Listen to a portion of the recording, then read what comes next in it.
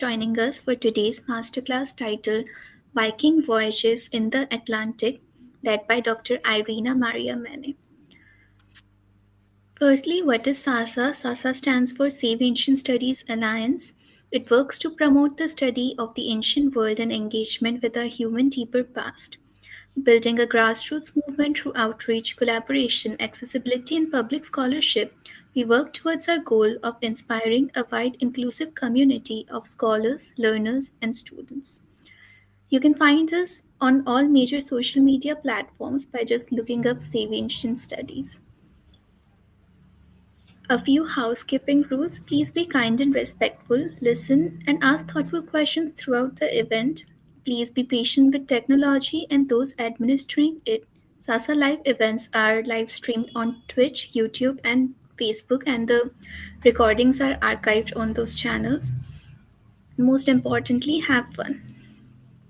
If you enjoy our events, please consider becoming a recurring donor.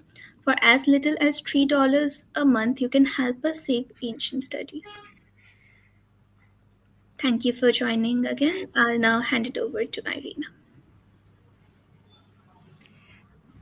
Thank you very much, and welcome to a brief presentation on Viking voyages in the Atlantic. So what we'll be discussing today is what the Norsemen did in the Atlantic, how they discovered and explored Iceland, Greenland, and North America. All right, so let's start a bit with a terminological problem. So that will concern the use of the word Viking. So if you want to be very, very accurate, Viking, generally speaking, means the mariners, so the sailors, the ones embarking on journeys with the purpose first and foremost of raiding, but then there is also the exploration and trading component. So it was not really something very well planned ahead. It had to do a lot with chances and opportunity as well.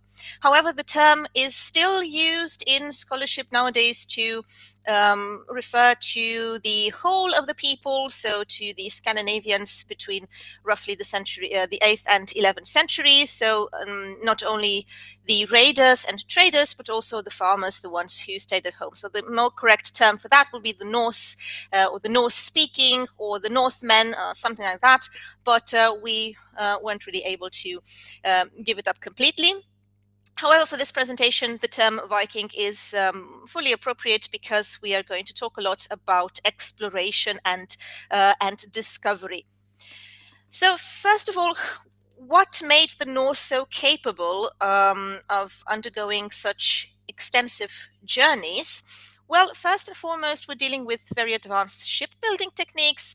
The ship of the Vikings were constructed primarily of oak and clinker built, using iron rivets and tarred animal hair for caulking. And the flexibility of the ship was increased by lashing the strakes below the waterline to the frames with spruce root lashings. And then they would also use a removable pole or tacking boom, which helped with sailing against the wind.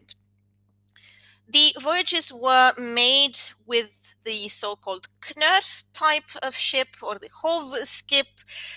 We have wrecks for that found in the Roskilde Fjord, the Skuldeløv ship. So if you'd visit Denmark, you should go to the Viking Ship Museum. It's located in Roskilde, and then you're going to see the remains of these ships.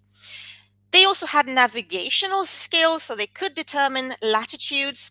It is possible that they even used tables, which gave the sun's midday latitude, and they might have also used simple instruments like marked sticks or observations of the pole star. We actually have some archaeological objects, or at least one archaeological object that is a good fit for that. The ability to maintain a correct latitude would have been crucial for the discoveries we're discussing, especially in the stormy North Atlantic. And then there is also the possibility that they would have used the light polarizing qualities of calcite, or the so-called sunstone, to observe the sun even when it was hidden from view. If you want to know more about the topic, I actually have a separate video on that, the navigation of the Vikings, so you can just go to my YouTube channel and watch that later. At any rate, it is important to notice that they were very familiar with a lot of concepts, such as the continuous land ring, which would have provided a framework for navigation, and they would have also used all kinds of landmarks in order to find their way. So, in that sense, they were really experienced and very intrepid.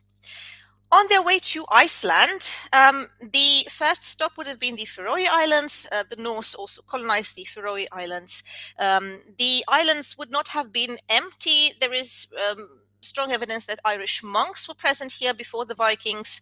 We're talking about roughly 700 AD, and they would have lived there, at least according to Dicuil, until 820.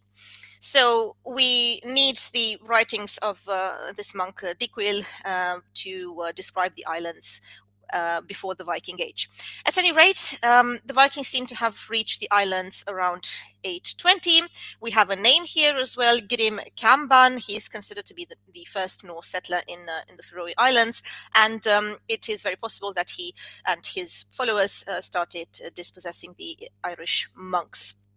His nickname also suggests that he might have come via Ireland or the Hebrides, and might have even been Christian.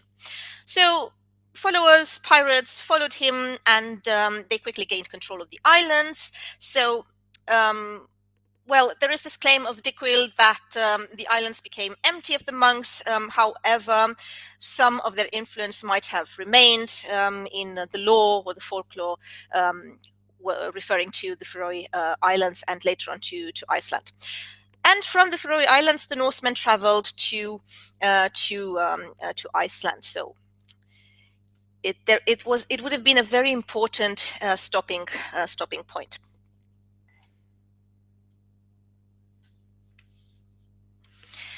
Now, about Iceland, we have two very important written sources about the settlement of Iceland. These sources would be the Landnámabók, the Book of Settlements, and the Íslendingabók, the Book of the Icelanders.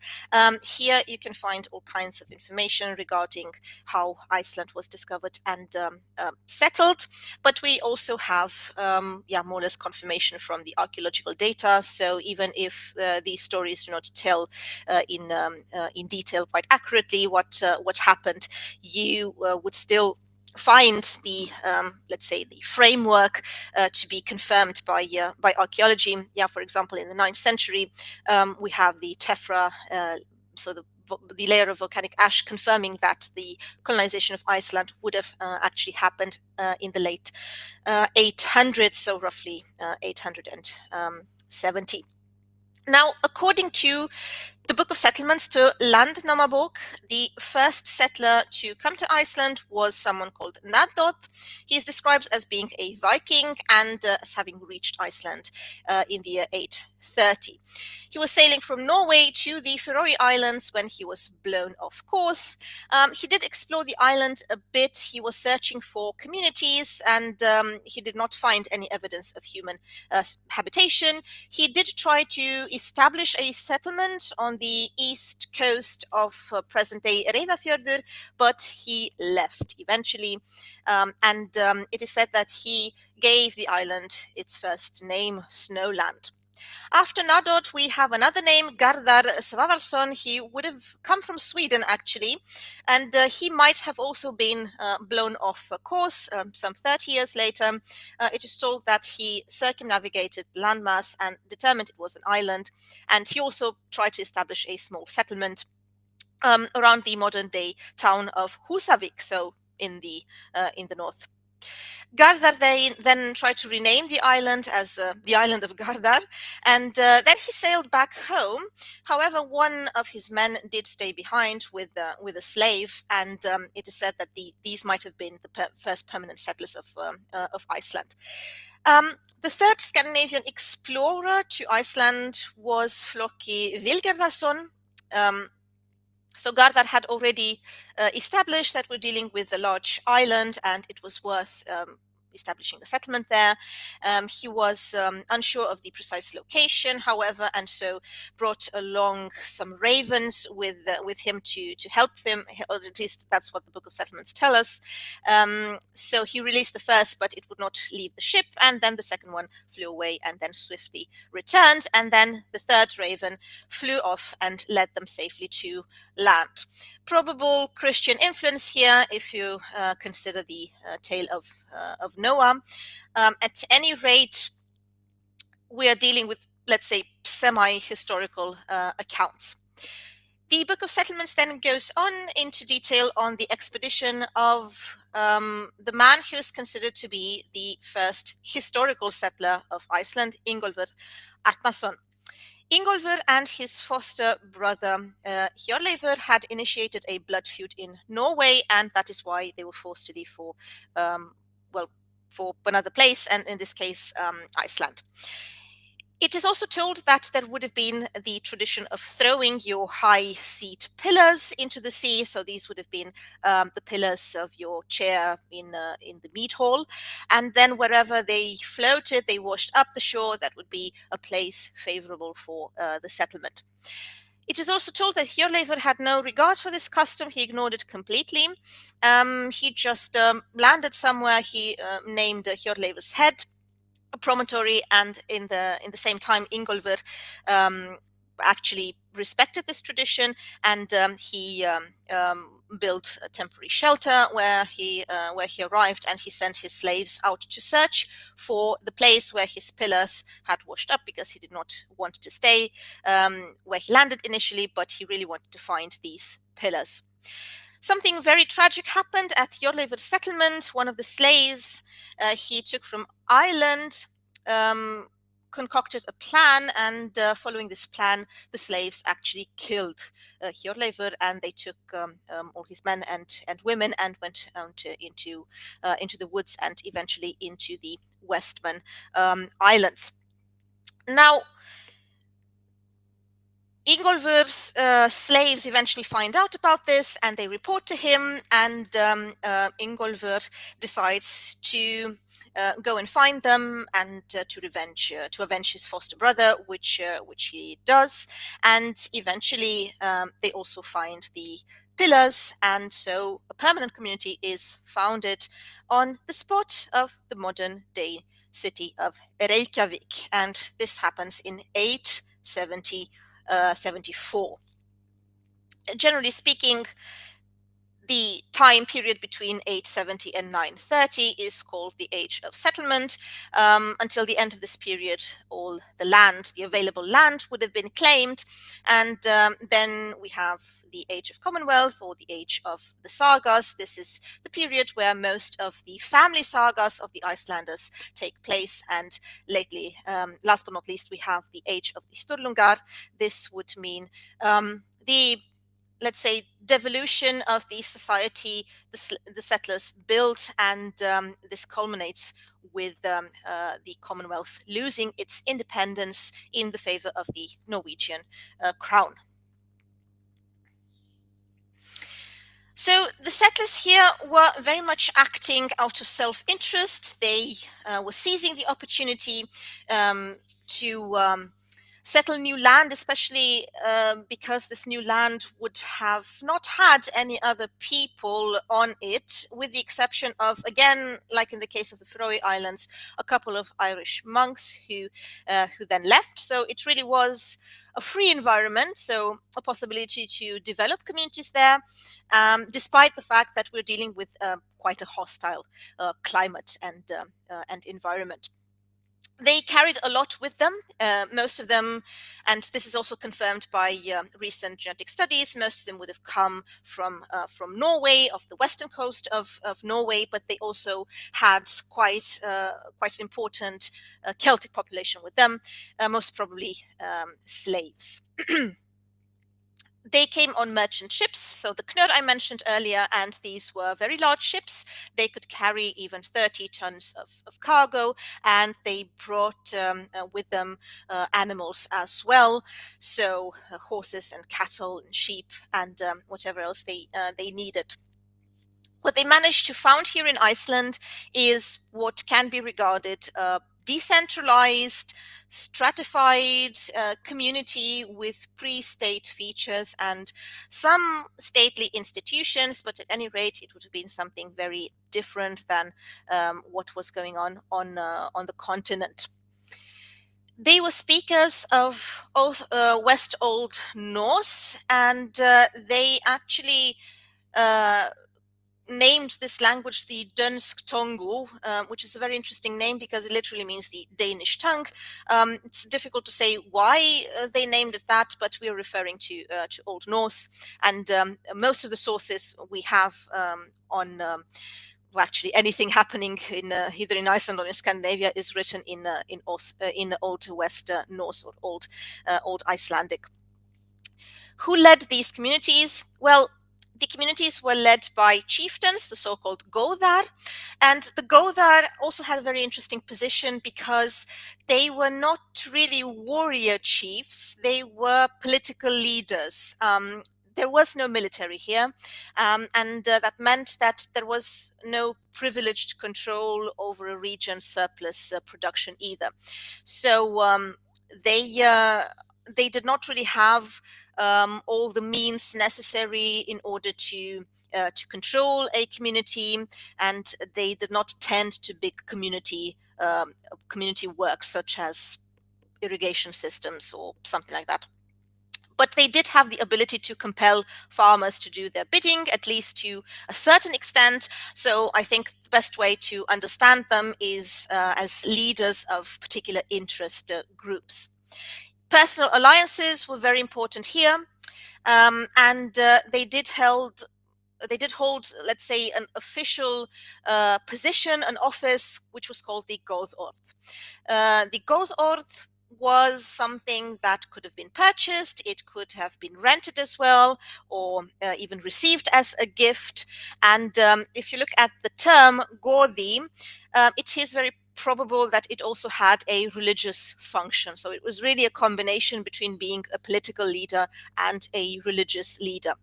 And this connotation was even preserved after the Christianization of Iceland in the year 1000, because the chieftains were the ones who made sure that churches were built close to them on their lands, and they would also use the power of the church, for example, to instill taxation on the farmers. So it was really a very strong connection between the political and religious function.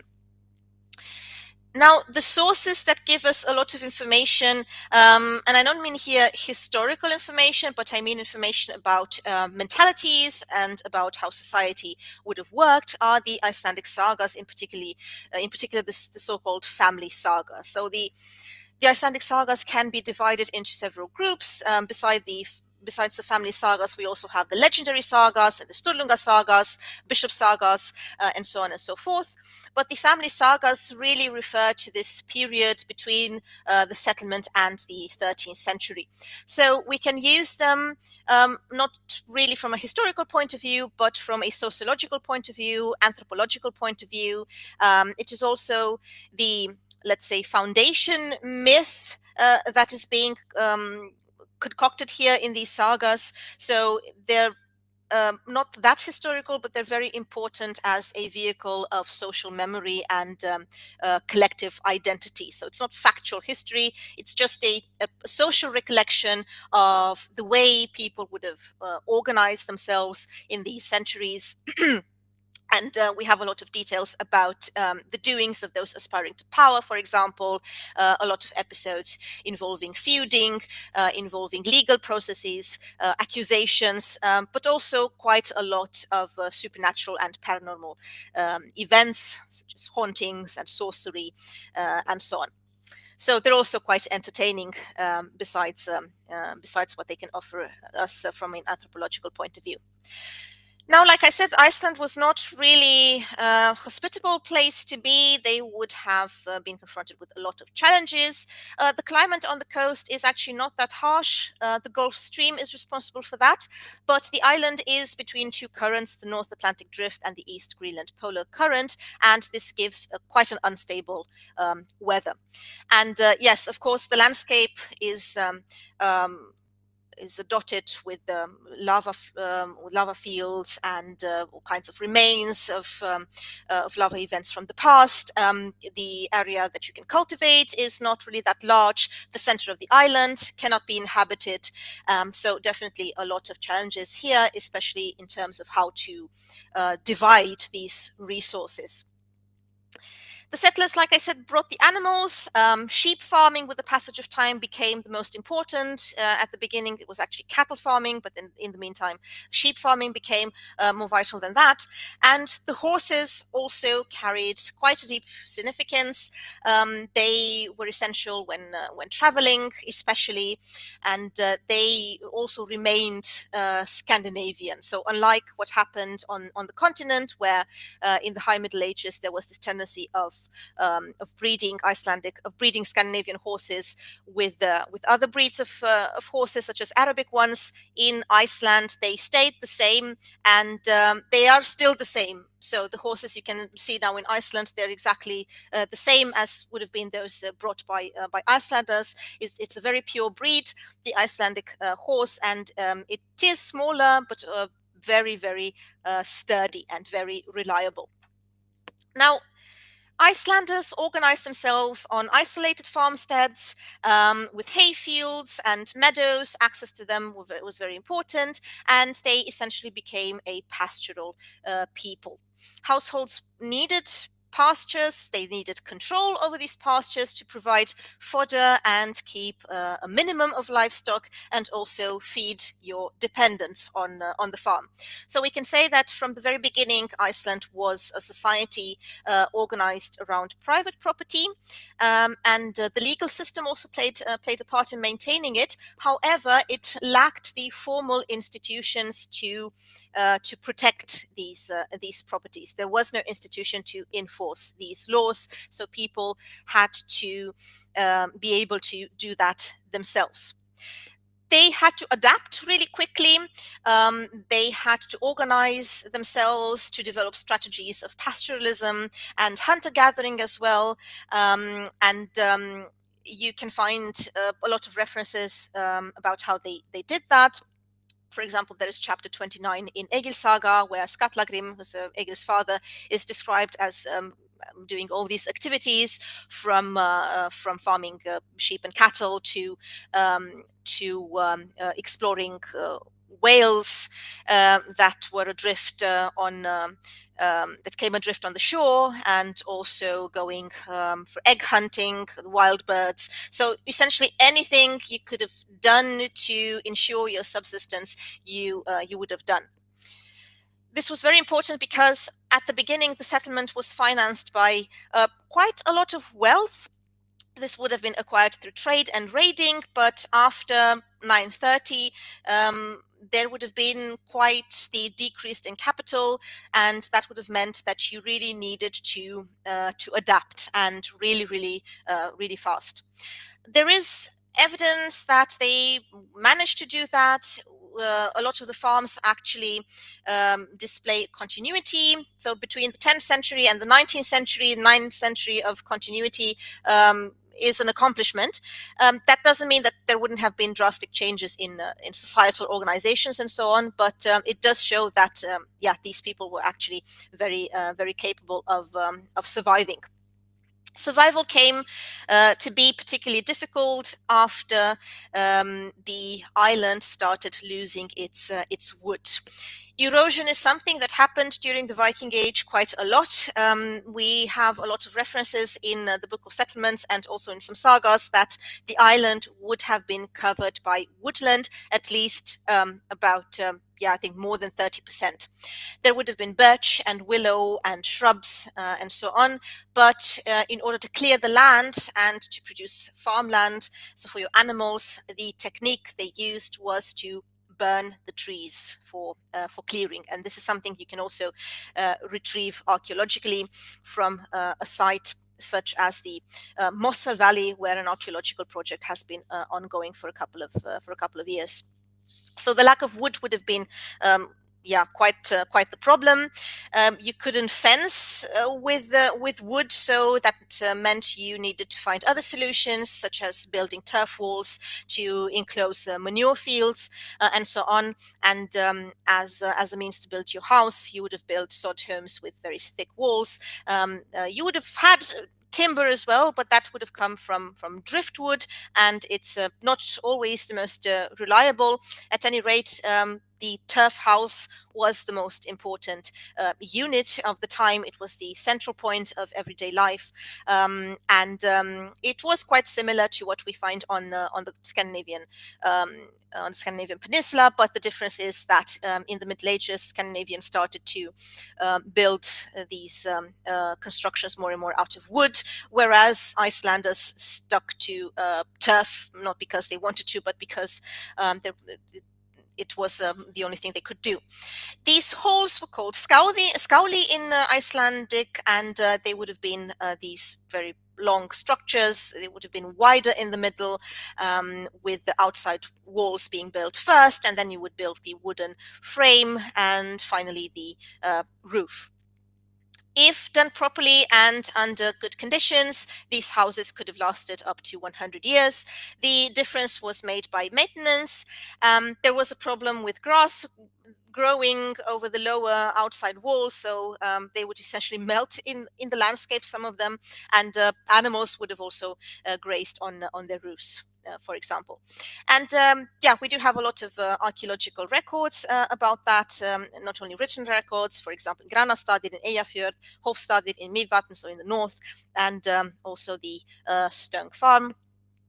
The archaeology has revealed objects such as soapstone bowls, and also remains of benches and long fires that would have taken place in the middle of the room. Now, you could have incorporated more internal timber work, and if you were capable of doing that, that would have meant a little more comfort. You would have also been capable of building passage walls with rooms, different types of rooms, and archaeologically, latrines also seem to have been built, at least in the more prosperous farms, and also saunas. At Stöng, for example, here we do have an example of a very prosperous farm. It was quite well preserved under the ashes of Hekla, which erupted in 1114. And here you can see an entrance room, a large entrance room with a closet for storing smoked fish. So yeah, quite advanced. And then evidence for cooking on the long fire. But at the same time, you would have also had a steep pitch of the roof that would have allowed for smoke to rise. So it wouldn't have been as smoky inside as in other houses. And there's also evidence for a protected sleeping place for the husbandi, so for the leader of the household, and for the lady of the house as well. So let's look a little bit at the political system, because this is very interesting. It's quite a unique case in European history. Independent small communities came to being. They would have been led by the so-called Goðar, and in 930 the General Assembly was established, the Althing of Þingvellir. This would have united society under one law. Iceland did not have many offices. One of them, so the most important one, was that of law speaker. So the law speaker would have proclaimed the law at the Althing. Otherwise, the Icelandic Free State was without a king. It was without a central executive power. The legislative and judicial power belonged together to the chieftains, to the Goðar, who are dependent on their adherents, the Thingmen, and the Thingmen would have been free farmers, so-called Bændur. About the legal system, again, the Landnámabók offers us a couple of interesting pieces of information. It is mentioned that Ulfjotr was sent to Norway to create a legal code for Iceland, and he adapted the Gulathing law of Norway. The country was then divided into quarters after 960, and quarter courts were established. Sentencing occurred at the Althing and the regional spring assemblies. So essentially, the Icelandic society consisted of free farmers who owned the land and the farm where they lived, and they would have worked together with the farm hands and yeah, the wives and children and everyone else. Strife and violence would have increased in the 12th century because we are living in a time where power became concentrated in fewer hands, and this would have led to internal feuds. And the ones profiting of the situation would have been the Norwegians. The Norwegian king Håkon Håkonason used the political situation to gain sovereignty over Iceland. So Iceland loses its independence in 1262, and the Icelanders become subjects of the Norwegian crown. Also, a very important event is the Christianization. Christianity comes to Iceland, and it is decided in the year 1000 that the whole island becomes Christian. Actually, the pagan law speaker Thorgeir Þorgeirsson decides that, and it was rather for practical reasons in order to maintain peace. So the structure of Viking Age Iceland was unique in the sense that we have this mix between stateless and state-like feature. It was what Jesse Bayek deems a headless polity because it lacked a regional military leader, kings as well, so it operated very much without official hierarchies. But this is also not to say that it was egalitarian, because it was not. We have the chieftains, the Godar, the political leaders, but their power would have been built very differently. They had limited formal authority to police, and they did not really have repressive means either. So they had to rely on a lot on negotiation, on arbitration, on convincing. So your capability as a leader to gather people around you, and this means that the free landholding farmers, or the binder, would have also had significant power, and it was, let's say, a consensus-based leadership. So chieftains operated by gaining consensus, compromising among their followers, and reciprocity was fundamental here. So mutual obligation between the chieftains and their followers.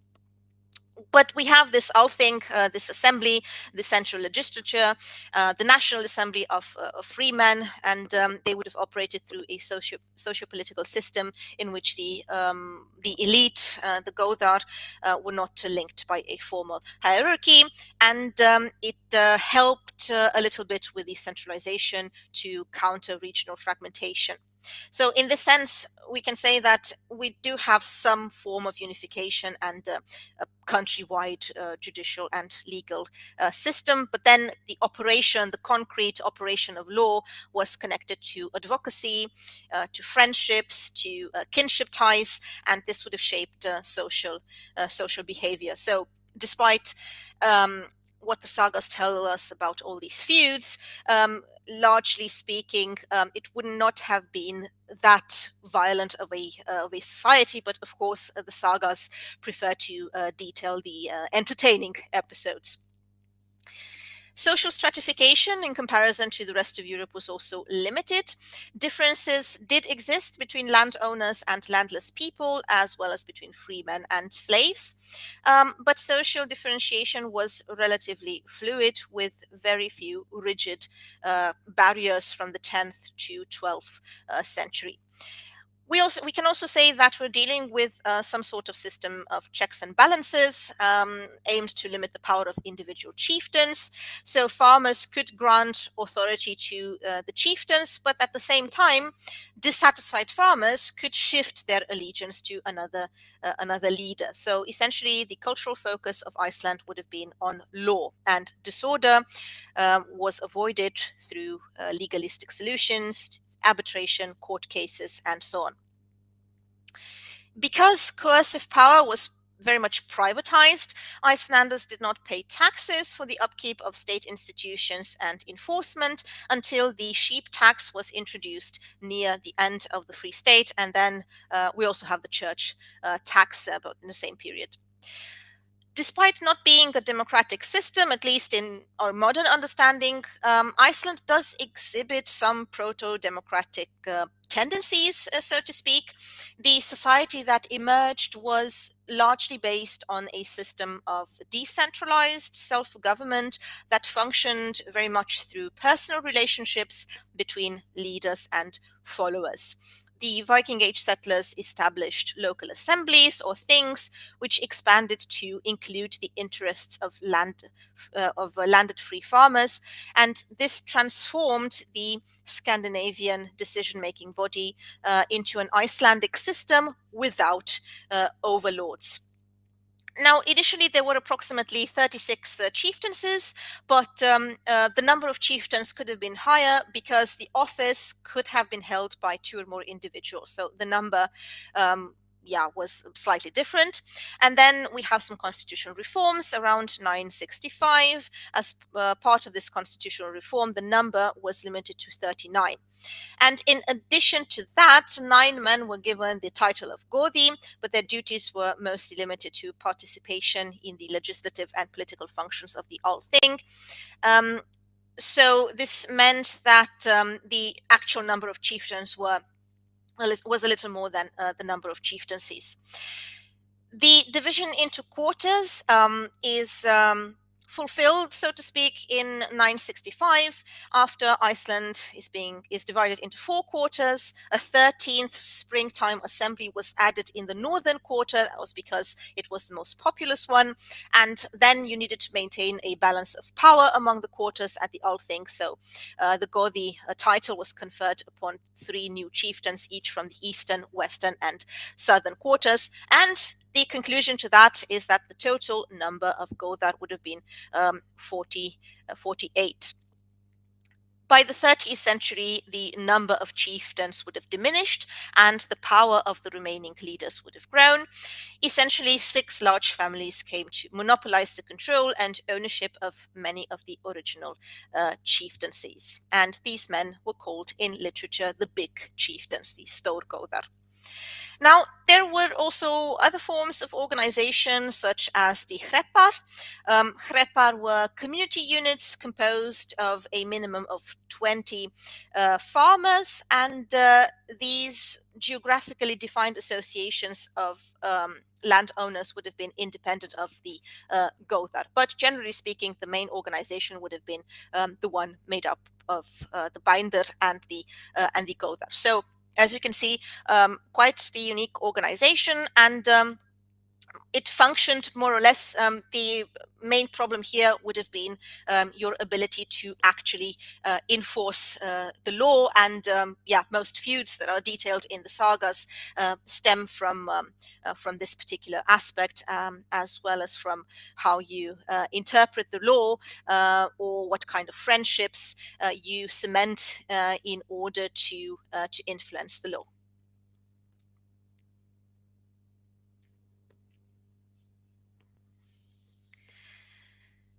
After having looked at how Iceland functioned, let's continue our journey with Greenland. Now, the Norse settlement of Greenland represents one very, very ambitious colonial endeavor of the Viking Age. This was established by Erik the Red in the late 10th century, and the Norse communities did manage to survive for about 500 years, facing a lot of hardships, economic isolation, environmental conditions, and unfortunately, before the 15th century, or let's say the beginning of the 16th century, they actually disappeared. Greenland was likely spotted before the arrival of Erik the Red. The first recorded mention of land beyond Iceland actually comes from someone else, from someone called Gunnbjörn Ulfkrauksson.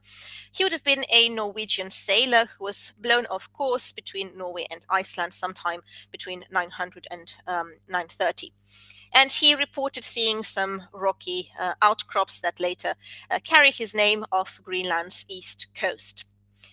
The sighting did not lead to immediate exploration, but it did set a precedent for later Norse curiosity. The first serious attempt to explore Greenland was undertaken by Snæbjörn Galti, an Icelandic chieftain, around 978. And according to later sources, he would have sailed westward with a crew of Icelanders hoping to claim land in Greenland, but the expedition ended in failure and internal conflict, leading to his death. So the true discovery and colonization of Greenland was in fact led by Eiríkur Ráði Thorvaldsson, so Eric the Red, the Norwegian who had previously settled in Iceland, but he had been involved in a violent feud and was banished from Iceland for 3 years. So this would have forced him to seek new lands. Around 982, he sailed westward, following rumors of land sites beyond the sea, and over the next 3 years, he explored Greenland's southwestern coast. He actually sailed quite deep into the fjords and identified areas suitable for the settlement. Then he came back to Iceland and he tried to recruit some followers, and he deliberately named the land Greenland, reasoning that a pleasant name would attract more settlers. And this strategy actually worked. In 986, he led a fleet of 25 ships filled with settlers, livestock, and supplies. Unfortunately, only 14 ships arrived, while the others were lost to the storms. They established themselves in southwestern Greenland, focusing on the more fertile fjordlands, where the climate, although harsh, was mild enough to actually support farming. He claimed the best land for himself, of course, at Eiriksfjord. That would be the modern Tunnuhjarvik, and he established Brattahlid, modern Kasjarsuk, as his personal estate. Two main settlements developed: the eastern settlement, which, as you can see on the map, it was actually in the south, the Östrisbygd, and then the western settlement, the Vestribygd.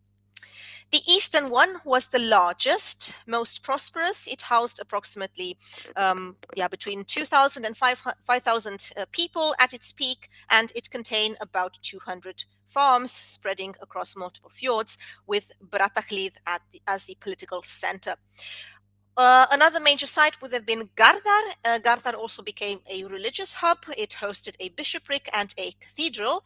And on the other hand, Hvalsøy was home to Greenland's best preserved Norse church, where the last recorded event took place. And I'm talking here about a wedding from the year 1408.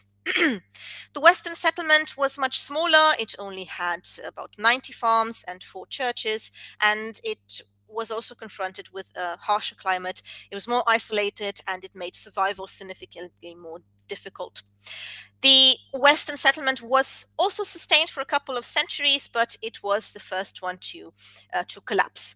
Now, there are some scholars and archaeologists proposing the existence of a middle settlement, the Miðbygd, consisting of about 20 farms, but this has yet to be confirmed.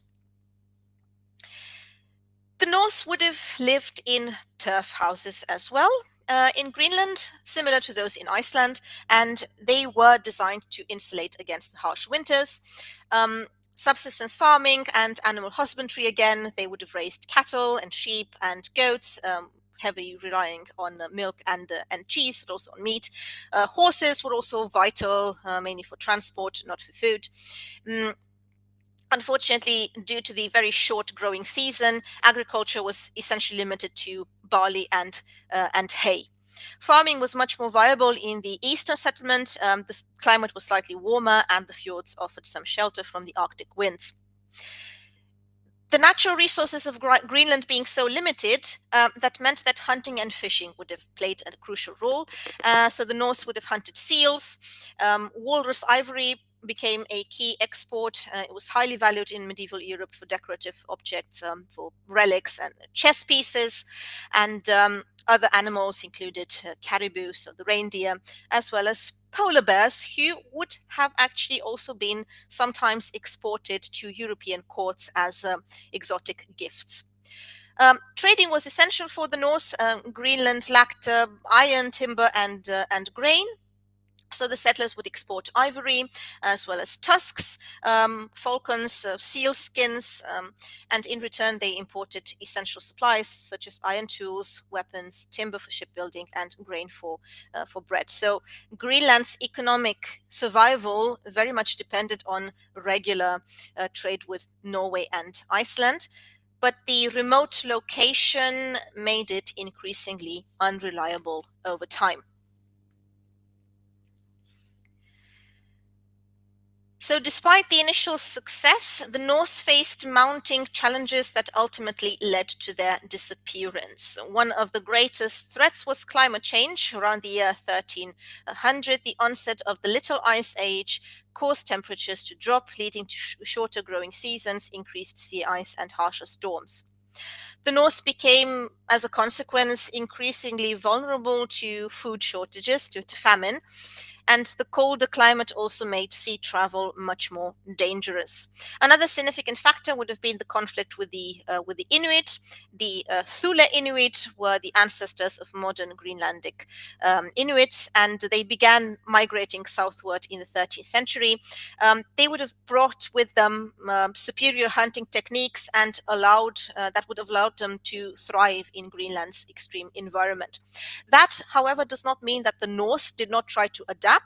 As a matter of fact, a recent study of human skeletal remains from both the eastern and western settlements showed that they quickly adopted a new diet. So over time, um, the, the idea is that the food we eat leaves a chemical stamp on our bones, and marine-based diets mark us with different ratios of certain chemical elements than terrestrial foods do. So that allowed researchers based in Scandinavia and Scotland to analyze about 100 individuals from the earliest period of settlement to the latest, and most of the seafood consisted of seals. That was the conclusion of the study.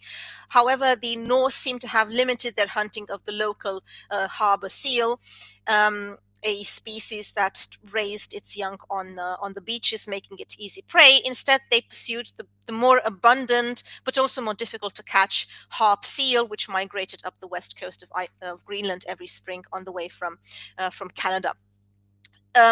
These hunts would have also been very well organized communal affairs, and that would have presumed a significant amount of collaboration between the settlements for survival. Well, the relationship between the Inuit and the Norse would have been strained and violent, but not all the time. There's also evidence of trade happening between the two groups. However, as resources dwindled, competition increased, and we do have archaeological evidence, including Norse skeletons with embedded arrowheads, suggesting violent encounters. Economic decline further weakened North Greenland. By the 14th century, European demand for walrus ivory collapsed because African elephant ivory became more available. And this is, in fact, I think, the main cause that led to the abandonment of the settlements. Walrus ivory would have been extremely important. We have, for example, a document from 1327 recording the shipment of a single boatload of tusks to Bergen in Norway, showing that that particular load with tusks from 260 whales, walruses, was worth more than all the cloth sent to the king by 4,000 Icelandic farms for 1 6-year period. So this is so that you can get an idea of the utmost importance of walrus ivory. So essentially, they were out of the market with this new evolution of African elephant ivory, and without this very important merchandise, it could not be sold anymore. That automatically meant that they were very much in danger of not making it. Additionally, the Norwegian crown also imposed a trade monopoly, so that meant that the ability of Greenland was restricted, so they couldn't trade independently. Fewer supply ships arrived, leaving the Norse increasingly self-reliant in an environment that really could not support them indefinitely.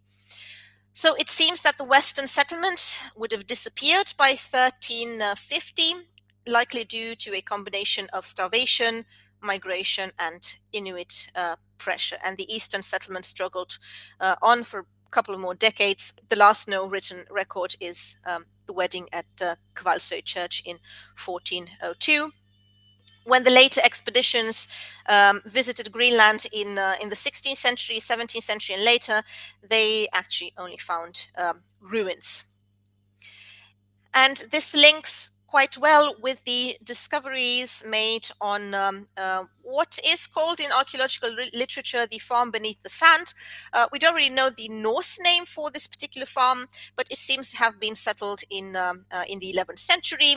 And yeah, we have a central building on the farm, this small three-aisled hall, not unlike the halls we're more familiar with from the continent, like the ones in Gamla Uppsala or in Leirem in Scandinavia. So it had everything from walls to benches and wooden posts holding up a turf roof and so on. There is evidence for cottage industry, so there were sheds for animals as well, and there is also evidence for textile industry. I mean by that the remains of an upright loom. The woven cloth also seems to have been of high quality and would have helped to keep the inhabitants of the farm well supplied. The farm beneath the sand was abandoned at some point around 1400, and this abandonment seems to have proceeded calmly and in a planned fashion, so there isn't really evidence of anything violent going on. They left some of the animals behind, and this is demonstrated by large quantities of manure. Anyway, the fate of this farm, as revealed by archaeology, confirms what one of the last Europeans to visit the Western settlement said about the experiences. I'm talking here about the priest Ivar Bardason. He records a journey made to the Eastern settlement as an administrator of the bishopric of Gardar, and he said that nothing was heard from the Western settlement in the mid 1300s.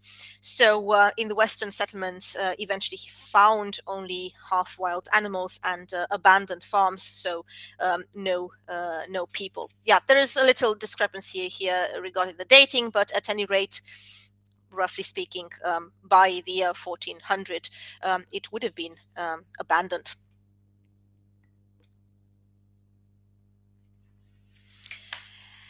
And the last stop of our journey is North America. So by the late 10th century, the Norse of Greenland were pushing even further to the west. They were searching for resources. They were searching especially for timber.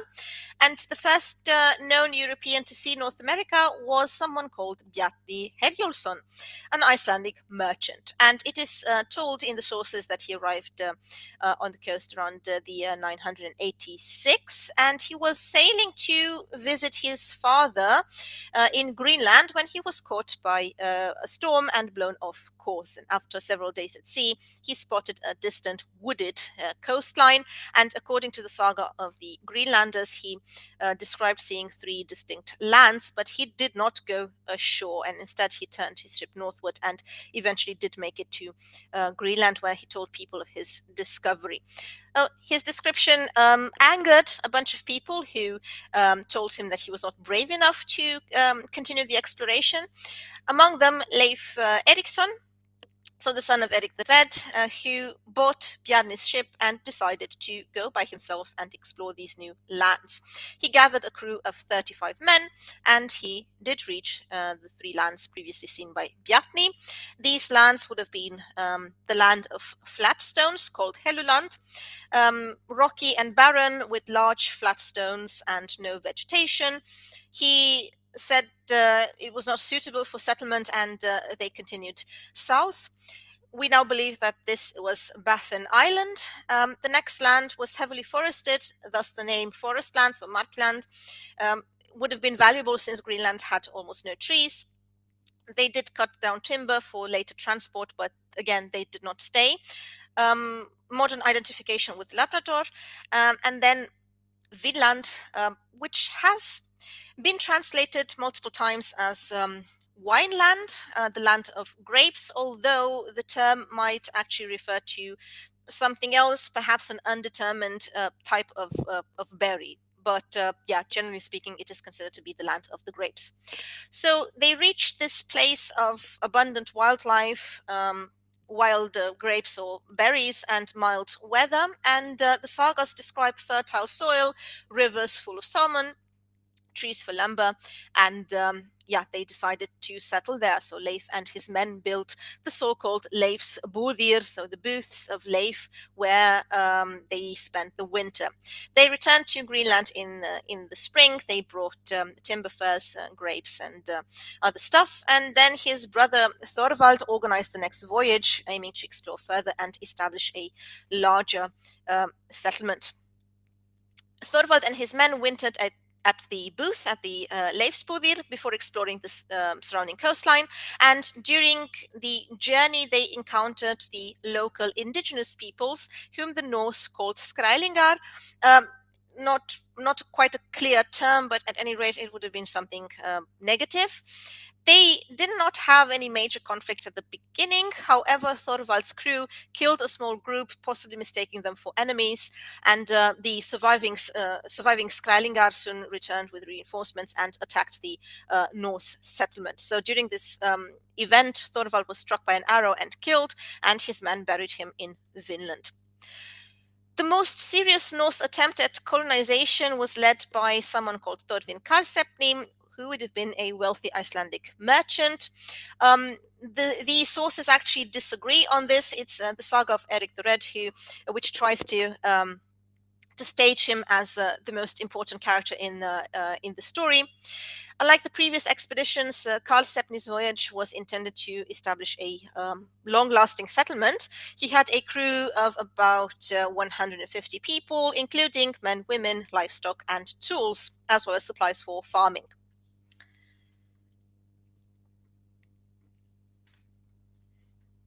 Karlsefni's group expanded Leifsbúðir. They began hunting, farming, fishing. At first, they traded peacefully with the Skrællingar, exchanging cloth, dairy products, iron tools for furs and other goods. But tensions escalated, and a major battle broke out between the two groups. So the Skrællingar, despite lacking iron weapons, they vastly outnumbered the Norse and used hit-and-run tactics to attack the settlements. Fearing continued attacks, Karlsefni's group actually abandoned the place, abandoned Vinland after 3 years, so 3 winters. They returned to Greenland. But during the expedition, Snorri Thorfinnsson was born, at least according to the sagas, and he would have been the first known European child born in North America. One very fascinating character you're going to find if you read the 2 Vinland sagas, so the saga of Eric the Red and the saga of the Greenlanders, is Frøydis Eiríksdóttir. She appears multiple times in these documents, and her story is very relevant for the whole atmosphere described here. The story has everything from treachery to ambition to courage and violence and so on. So she was the daughter of Eric the Red and the sister of Leif Erikson, and she is depicted differently in the sagas. So in the saga of Eric the Red, she is this fierce warrior woman, so the shield maiden, playing a critical role in defending the Norse against the Skrællingar. And then in the saga of the Greenlanders, she is portrayed very negatively, treacherous and violent, and she even organized the murder of one of her own expedition partners. So in the saga of the Greenlanders, Frøydis joins the expedition led by Helgi and Finnbogi, 2 other names in the story of colonization, and she convinces them to share a voyage to Vinland under an agreement that they would split the profits evenly. But upon arriving in Vinland, she betrays the brothers, she claims Leif's houses for herself, she forces the brothers to build separate quarters. Tensions grow between the parties. Frøydis devises a plan to kill Helgi and Finnbogi. She claims that the brothers beat her, which enrages her husband Thorvard, and that pushes him and their men to attack the camp of Finnbogi and Helgi at night. So all of them are tied up and executed, but Frøydis men refuse to kill the 5 women of the camp. At this point, Frøydis herself takes an axe and murders the women herself, ensuring no witnesses remain. After the massacre, she warns the crew never to speak of what happened, threatening them with death. And when she returns to Greenland, she bribes the crew with gifts to ensure their silence. However, some of their men confess to Leif Erikson, who is horrified, but refuses to punish his sister. Instead, he predicts that her descendants will amount to nothing, and indeed, that is the conclusion, that she and her lineage fall into disgrace. A very different role we have in the other saga, in Eri Saga Røyda.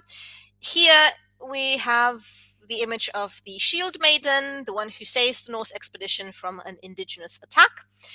During the attack by the Skrællingar, the Norse panic, they start fleeing, and Frøydis, who is pregnant in the story, picks up a dead Norseman's sword, exposes her breasts, and slaps them with the blade while letting out a battle cry. And apparently the indigenous people were so scared by this display of defiance that they actually retreat. So this version really tries to portray her in this heroic manner, contrasting sharply with the villainous description in the other saga. So we have such stories in the sagas of the Icelanders, mostly sometimes contrasting accounts, and this shows us the multiple lines of tradition we're operating with, oral traditions that would have been also influenced by historical transmission, as well as political factors and so on. Whether she was or not a historical figure is unclear. Most likely not. Her actions are very much mythologized, and I would also say quite stereotypical. But they also show the different tensions in society, and not only in society in the sense that the tensions between the indigenous people and the Norse, but also within the Norse society itself. So from this point of view, these stories are somewhat valuable. If we move to something more historical and documented, we should have a look at the site of Landsåmeadow. For centuries, the Vinland sagas described a Viking voyage to North America that was considered quite mythical. There was no physical evidence to confirm it. That changed in the 60s when Norwegian explorers Helge and Anne-Stine Ingstad discovered the site Landsåmeadow. They were searching for signs of Norse activity in North America when they arrived in Newfoundland. So they started asking around local fishermen and residents whether there were any strange ruins nearby, and eventually someone pointed towards some unusual mounds visible beneath the grass. And the excavation was a success because it revealed that these mounds were actually the remains of Norse-style buildings. And this actually made it the only proven Norse site in North America, at least until now. The key excavation findings, well, we have 8 buildings about 200 meters inland. There is also evidence of ironworking and boat repair, and artifacts linking the site to Iceland and Greenland, and also remains of woodworking and shipbuilding activities. The construction style very similar to structures found in Iceland and Greenland, and that would have confirmed that they were built by Viking settlers. We have the largest building measuring approximately 29 meters in length. The main hall here, the Norse would have lived, worked, and gathered There's evidence for sleeping areas, a central fire pit, storage rooms as well. So very typical of Norse chieftain halls. Another section of the site contained a smithy where bog iron was smelted into nails and tools. This is actually a very significant discovery because it is the only known pre-Columbian ironworking site in the Americas. So the Norse produced here iron rivets for ship repair, for example, and that would support the theory that the site would have also been a staging ground for further exploration. And then we also have evidence for several smaller buildings, apparently used for storage, boat repair. They were known for repairing their boats while overwintering, and that would have ensured that they were seaworthy for the return voyage to Greenland. Woodworking tools, iron nails. This suggests that the Norse might have been maintaining ships at the site. A spindle whorl was also discovered, as well as some other tool markings, wooden debris, a bronze ring pin, even a stone oil lamp, as well as bones of animals, so seals, for example, or cod, as well as some traces of barley. However, if we look at the whole picture, the occupation and artifacts suggest that this wasn't really this was not meant as a permanent settlement, like a permanent colony, but rather as a seasonal base camp for further voyages to North America. This came to nothing, unfortunately. There was lack of farming. The Norse relied on farming in their settlements, but no signs of field or anything suggesting livestock farming was found here. So it apparently was used for only about 5 years in total. At any rate, less than 10 years, and the focus would have been on ship repair and apparently on using it as some form of a starting point for further exploration. The Vinland sagas do suggest that the Norse traveled farther south, but this remains debated. And we also have a different problem, which is that these grapes, to which the name Vinland would allude, were actually found further south in areas where grapes grow naturally. So this might not be Vinland, or perhaps the name Vinland means something completely different.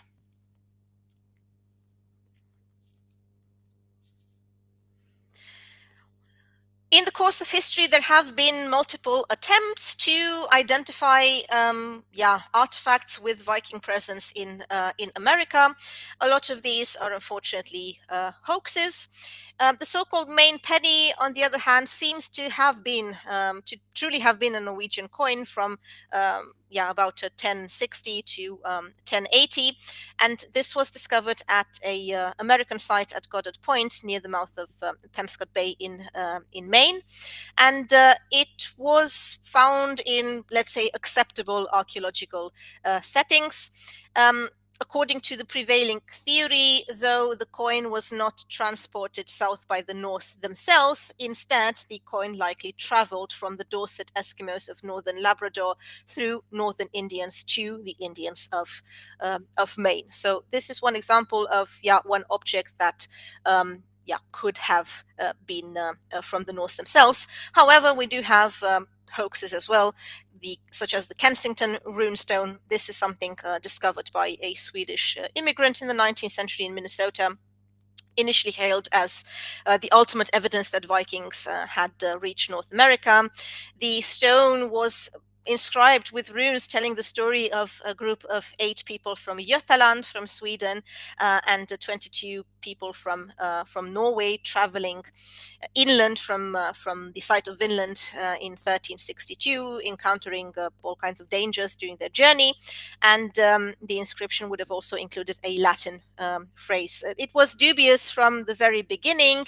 The runes appear unusually clear and sharp for an ancient artifact. Very little erosion, which is very uncommon.